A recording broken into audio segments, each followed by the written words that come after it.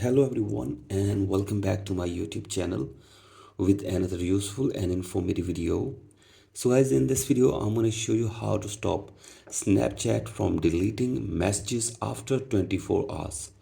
So guys, if you want to stop Snapchat from deleting your messages after 24 hours, here I will show you how can you do this. So guys, this is very basic and simple. You can easily do this.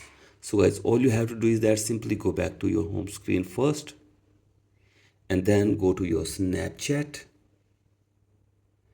and then go to your messages and then go to any chat, and from here you have to simply press and hold the name of the chat from here, and once you are here simply tap on this three dots button in the right side corner, and now you can see chat and notification settings from here, and now you can see delete chats settings. Simply tap on this, and here you can see when should chats automatically delete.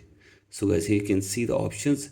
You can set this to after viewing, you can set this to 24 hours after viewing, or you can set this to 7 days after viewing, or you can set this to never.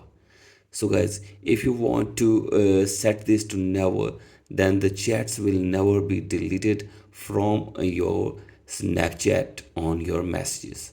So as you can see, this delete chats is on never, and after this the chats will not be deleted after 24 hours.